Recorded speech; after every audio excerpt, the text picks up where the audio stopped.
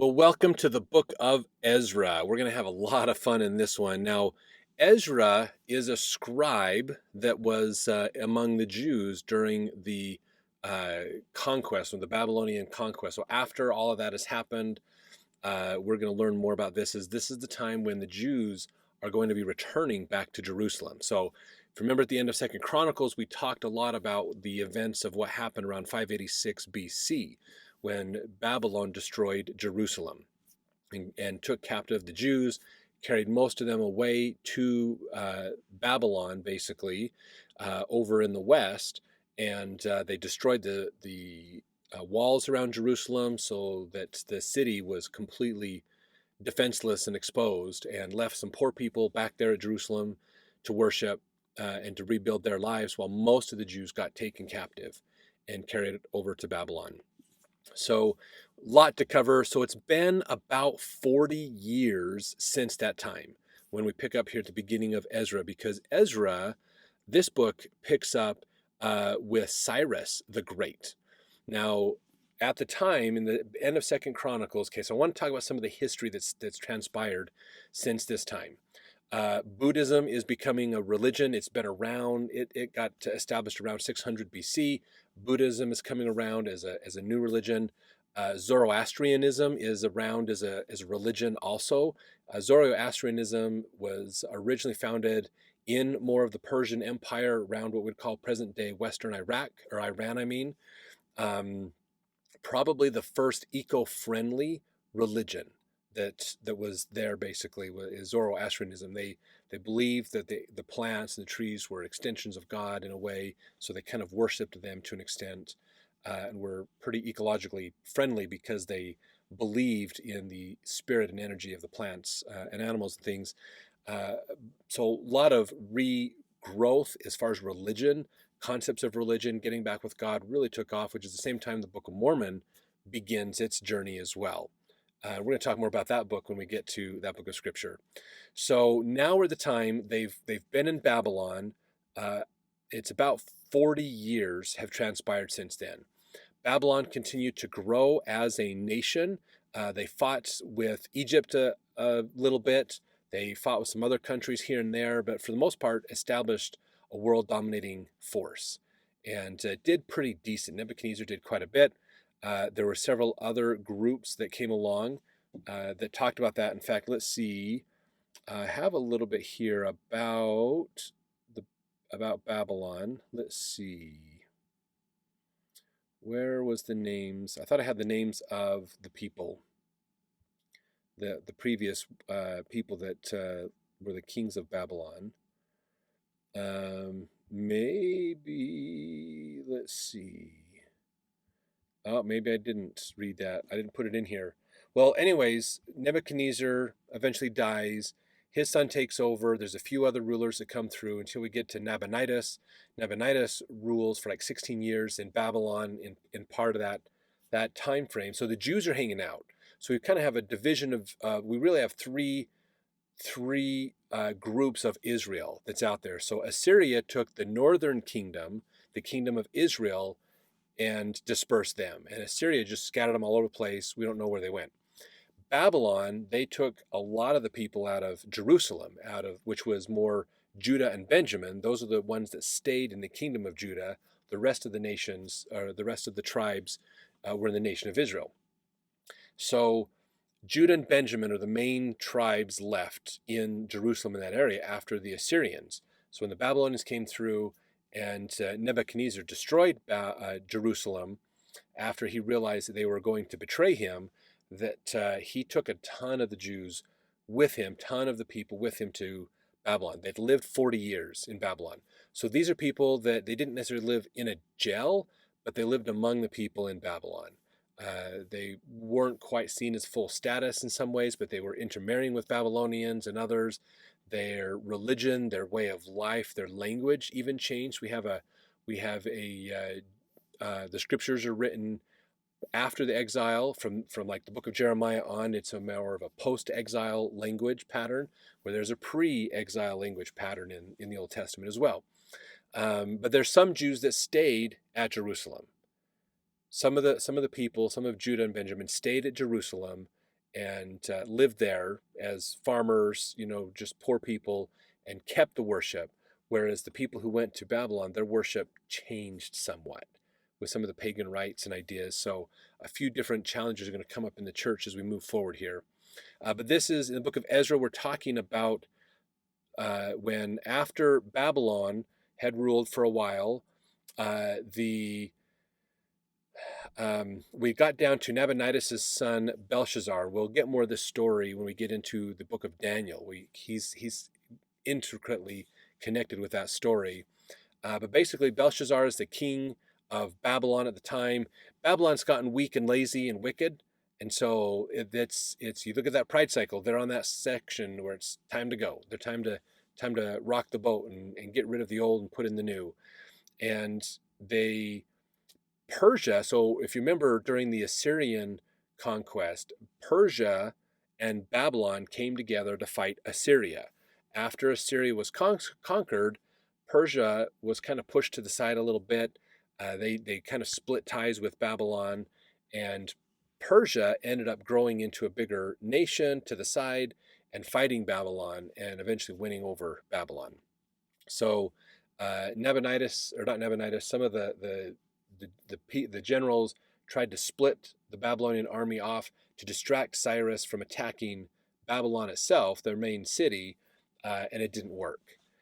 Basically, so it's a really cool story. In fact, of that they believe that for the city of Babylon, it had a wall that was 100 feet thick and 300 feet tall. So this was a very formidable wall. You could imagine they didn't see the sun till a certain part of the morning because the walls were so high.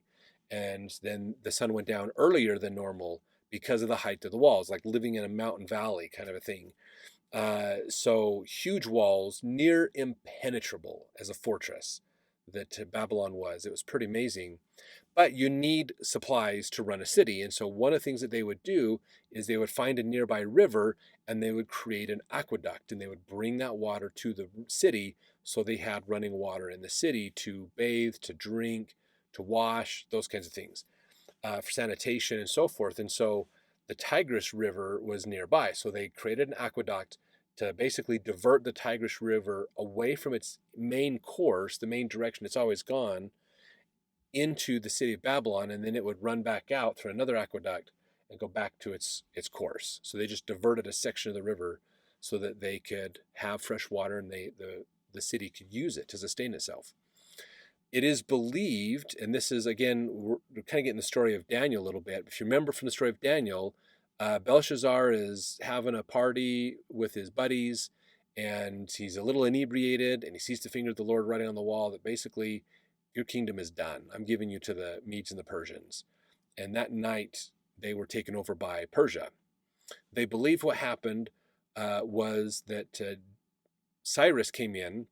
He basically broke down the dam and that was pushing the water into the aqueduct. So the water from the Tigris River was going back onto its normal course. And then he dammed up the aqueduct, basically, so the water wouldn't come in. And as the last of the water ran underneath the city walls, he and his army got down and crawled under the walls through the aqueducts and popped up in the city, and then were able to secure the city and then sneak over and open up the gates and let the rest of the army in and literally just take over the city overnight. They didn't stand much of a chance. Babylon didn't stand much of a chance because of this attack. So a lot of cool metaphors that we'll talk about when we get into Daniel about that. But that's Cyrus has taken over Babylon. So now it's Persia that is the ruling world power. And in Persia, we see that as Cyrus is establishing himself and doing things, and he meets these Jews that are there and talks with them. So that's where this is picking up, basically, is at this point where Persia is now, Babylon as a nation is in decline and falling apart because Persia has stepped in and taken it over, is now ruling it. So this is a little bit of I want to give some backstory on Cyrus and Persia to help us understand the context of this a little better. This is something out of the Book of the Cave of Treasures, which is an apocryphal writing. Really fascinating writing that tries to blend Old Testament into the New Testament, basically together. They say here, and Jehoiachin was bound in prison for 37 years. After he came forth from prison, he took wife Guleth, the daughter of Eliakim, and he begot by her in Babel Shathalil, and Jehoiachin died in Babel. If you remember, if you go back into Chronicles and Kings, you'll learn about Jehoiachin was one of the people who used to be king, who was then kicked out and brought in with another family member to be king through the crazy manipulations of Egypt and Babylon at that time before it fell. And Sathalil took to wife Hetbath, the daughter of Halkanah, and he begot her Zerubbabel, who took to wife Malkath, the daughter of Ezra the scribe, who this is the book of Ezra we're going to talk about. But no son was born to him by her in Babel in the days of Zerubbabel, the prince of Judah. Cyrus the Persian reigned in Babel. So they're talking about how Zerubbabel was the prince of Judah. He was kind of the ruler that was in Babylon at the time. And so he meets up with Cyrus to talk about the prophecy of Isaiah that they would be let go out of captivity to go back to Jerusalem, basically. Now this is, I didn't write my citation down for this one. This is good chance this is probably coming from a Hugh Nibley source. He says Nebuchadnezzar's vigorous rule in Babylon was finished in 562 BC when he was the last great Chaldean ruler. At his death, the empire's decline was rapid. The Babylonians' own wickedness brought swift decline. Nebuchadnezzar was followed by Amil Marduk, called Evil Merodach in 2 Kings 25, who ruled for less than 2 years. Neriglissar, the brother-in-law to Evil Merodach, ruled only for 4 years. Labish Marduk, the son of Neriglissar, was deposed after 9 months. Nabonidus, a leader of the priestly party, ruled for 16 years, from 555 to 539 BC. But he spent most of his time at the oasis of Tema in Arabia. Affairs of the state in Babylon were left in the hands of Belshazzar, the son of Nabonidus. Under Belshazzar, even the people of Babylon became disgusted with their corrupt nation. Now, I remember that citation. It's actually from the Old Testament study manuals where I got that from. That's what I was trying to look for before, that talked about those rulers of Babylon before they came down. Now, here's some more about Cyrus from the book of the Cave of Treasures. It says, Cyrus the Great emerged in history in 559 BC as ruler of the little province of Anshan, a district in northwestern Elam, just south of Media and east of the Zagros Mountains.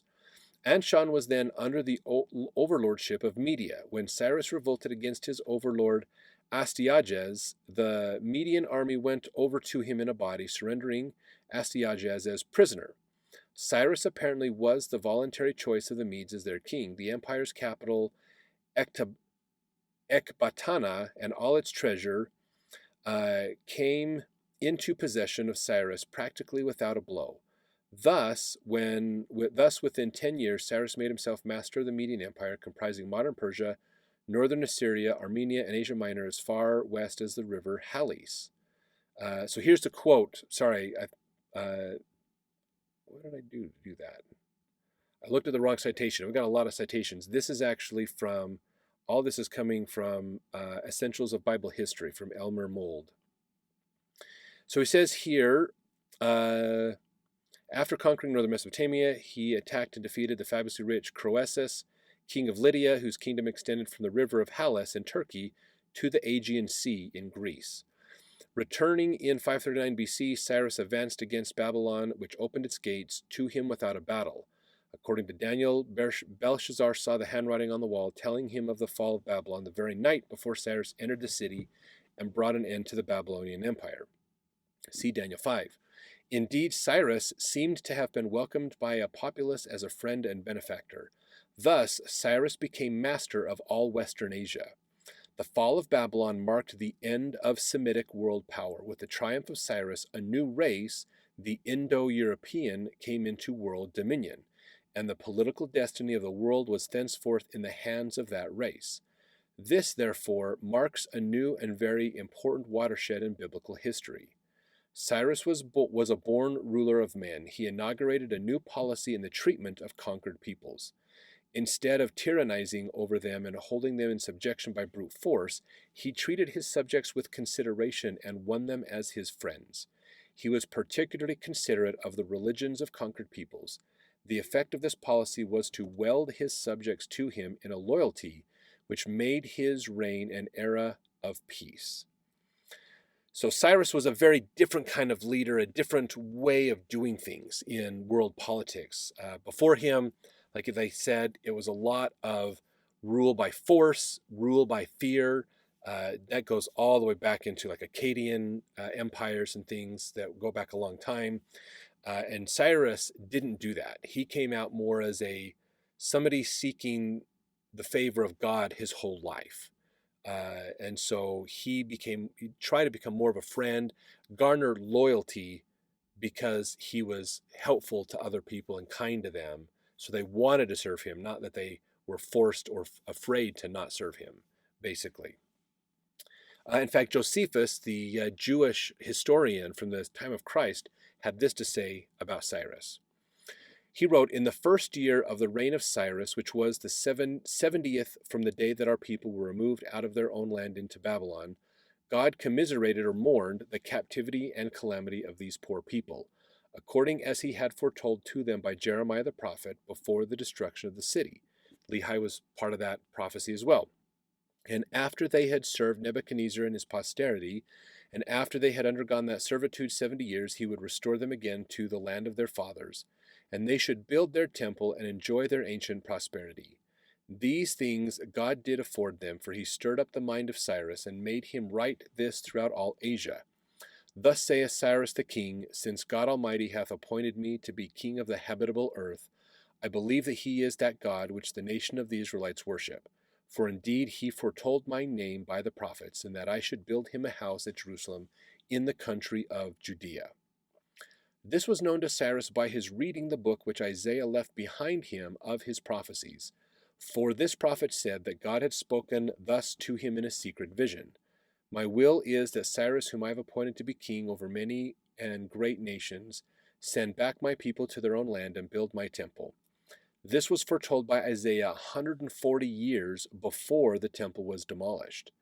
Accordingly, when Cyrus read this and admired the divine power and earnest desire and ambition seized upon him to fulfill what was so written, so he called for the most eminent Jews that were in Babylon and said to them that he gave them leave to go back to their own country and to rebuild their city Jerusalem and the temple of God, for that he would be their assistant, and that he would write to the rulers and governors that were in the neighborhood of their country of Judea, that they should contribute to them gold and silver for the building of the temple, and besides that, beasts for their sacrifices. That's the Antiquities of the Jews, Book 11. In fact, even Adam Clarke, the Bible scholar, in his Bible commentary said this: "It is very probable that when Cyrus took Babylon, he found Daniel there, who had been long famed as one of the wisest ministers of state in all the East. And it is most likely that it was this person who pointed out to him the prophecy of Isaiah, and gave him those farther intimations relative to the divine will which were revealed to himself." So very possible that Daniel played a part in that as well. We don't know for sure, but there's a lot of possibilities with that. So a lot of good things that are there. So let's read this real quick. Verse 1, "Now in the first year of Cyrus, king of Persia, that the word of the Lord by the mouth of Jeremiah might be fulfilled, the Lord stirred up the spirit of Cyrus, king of Persia, that he made a proclamation throughout his kingdom and put it also in writing, saying," and then we kind of read that. Verse 2, thus saith Cyrus, king of Persia, "The Lord God of heaven hath given me all the nations of the earth, and he hath charged me to build him an house at Jerusalem, which is in Judah." So I want to talk a bit about Persia, a little bit more. We know about Cyrus, but talk about kind of Persia and this philosophy. It was a very different way of ruling and governing than we've seen in the past. This comes out of a story called Between the Testaments, a research project that BYU did in the Resource Center about this time of history. They said the Persian Empire approached conquered peoples differently than the Assyrian and Babylonian empires. When the Persians defeated the Babylonians in the mid-6th century BC, they allowed those exiled under Babylonian rule to return to their original lands and maintain an amount of political, cultural, and religious autonomy. In 538 BC, the Persian king Cyrus the Great authorized the rebuilding of the Jerusalem temple and allowed the sacred vessels for the temple to be returned to the city. Coupled with the autonomy that they were granted by the Babylonians, some Jewish communities of the Babylonian exile began to return to Jerusalem, although many remained in Babylon despite Cyrus's edict. These communities intended to carry out their reforms in the promised land, freed from the divisions and strife that had plagued them prior to the exile. Unsuspectingly, however, they found the land they were returning to inhabited by peoples who had different religious, cultural, and political expectations than their own. The reestablishment of these reformed Jewish communities would take over 100 years to be realized. So, some pretty crazy things that happened in there with this. In fact, Mould, in his Essentials of Bible History, goes on to say, not many Jewish exiles proved eager to rush back to Palestine. A half a century in Babylonia had led the majority to sink their roots deeply in the land of their enforced adoption. Most of them had become bound to the new land by ties of marriage and friendship, and by strong business connections. Moreover, there had grown up in Babylon a generation which knew not Palestine, and for such Jews, Judea, no longer an attractive place to live in, had no appeal. The pull of a powerful sentimental attachment was needed to induce any of them to return to Palestine, and few felt this. Accordingly, the greatest difficulty was encountered in arousing enough enthusiasm to make up a party for the first returning group. Now, Ezra was a part of this group that returned. So they had been in exile long enough that an entire generation of Israelites, basically Jews, from Judah, they have grown up not even knowing and have been to Jerusalem. They'd lived in Babylon their whole life. They had heard the stories of where their parents and grandparents came from and the exile and the destruction things, but they had never gone. They'd never been there. And so when it came time to go back, they're going, why? Why should we go back? So the complete exodus, if you will, of the Jews from Babylon to Jerusalem, when the majority of them went, it took, I think, around like 50 or 60 years for that. There was lots of little migrations for the next several decades, basically, as they moved. So Ezra was a part of the first group that went over, and Nehemiah, we're going to read about him next. He was one of the second groups that went back to Jerusalem. So it wasn't just, oh, yay, it's time to go home. Let's all pick up our lives where we've lived for 40, 50 years and go back to Jerusalem. No, it was small groups that were going back, but not everybody was going back. So it was a really uneven adoption of this idea of we need to go back and rebuild the temple and restore Jerusalem. So that's the challenge here. So verse 3, who is there? This is still Cyrus speaking. Who is there among you of all his people? His God be with him, and let him go up to Jerusalem, which is in Judah, and build the house of the Lord God of Israel. He is the God which is in Jerusalem. And whosoever remaineth in any place where he sojourneth, let the men of his place help him with silver, with gold, and with goods, and beasts, beside the freewill offering for the house of God that is in Jerusalem. So that was Cyrus's edict to say, go, and the neighboring areas around Jerusalem, help the Jews out to reestablish themselves. Be kind to them, give them resources to help them in reestablishing themselves there, basically. So verse 5, then rose up the chief of the fathers of Judah and Benjamin, and the priests and the Levites, with all them whose spirit God had raised, to go up to build the house of the Lord, which is in Jerusalem.